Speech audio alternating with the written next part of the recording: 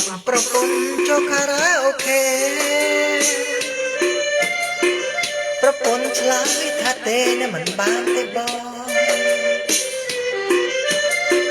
ថ្លៃទុំថ្លៃលើមិនទាន់បងថ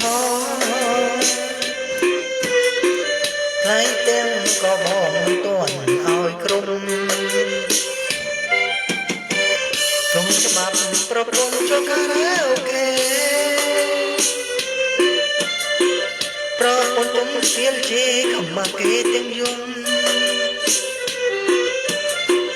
ចានហងពេញទាំងប្រពន្ធខ្ញុំគុំបាទាំងសំទុំបាទាំងមេភូមិថាមិនចង់ទៅទេតែមេបងខំកូនទេហាខ្ញុំដល់មេក៏ទៅបានច្រើនរំពន់កូនជេសុំចិនចាំស្នេហ៍ទៅកុំដល់មេកូនសែនសុំច្បាប់ប្រពន្ធចូលខារ៉ាអូខេជាបទបញ្ជាមេប្តីមិនហ៊ានប្រកាសប្រពន្ធផ្ដាំមួយម៉ាត់ប្តីស្រមទាំងប៉ុណ្ណាតែប្រយ័ត្នកើតអេតអេលែងក្បាលចោល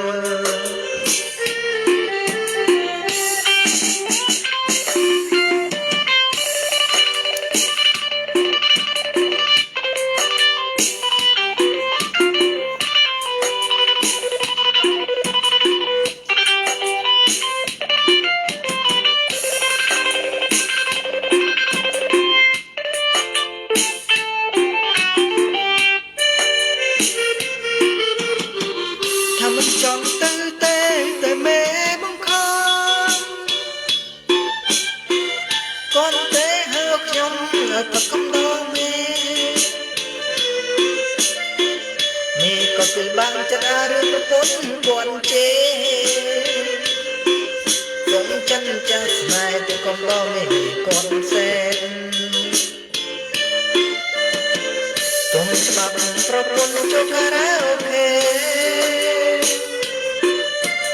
ជាបទបញ្ជាមេប្តីមិនហ៊ានប្រកាស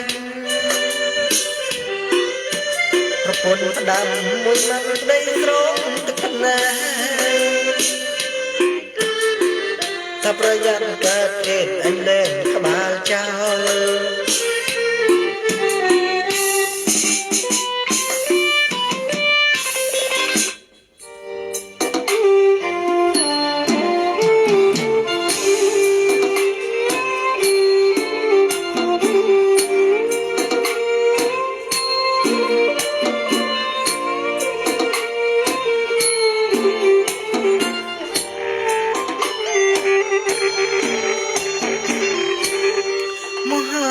សង្គ្រាមច្រើនឆ្នាំមួយទៅ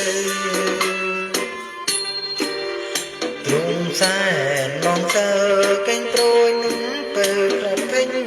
ងដែររឿងបាត់ដំបងចំតងដងហើកាលជួបស្រីឆ្នើមរដូវសន្សាមការីស្គូស្គី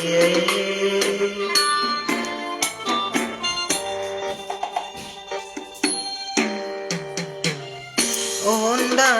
រក្រុមក្នុងស្ទឹងសង្ការពលគូមានស្នេហ៍ភៀងដូចនោះខែនេត្រាពនរាយហាត់ថាខ្ចីហកសក់កំហៅរំសាយបងគុណមិនណាយក្លិនខ្លួនឆោមឆាយរីសំណាញ់ស្នេហ៍អុយចិត្តត្រកអើយកុំបាញ់គូអើយនៅក្នុងលោកឯស្រីលោកមានទេមានតែរំដួលដងស្ទឹងសង្ការដែលខ្ញុំលួចស្នេហ៍ ខុំខែក៏នៅចាំចោល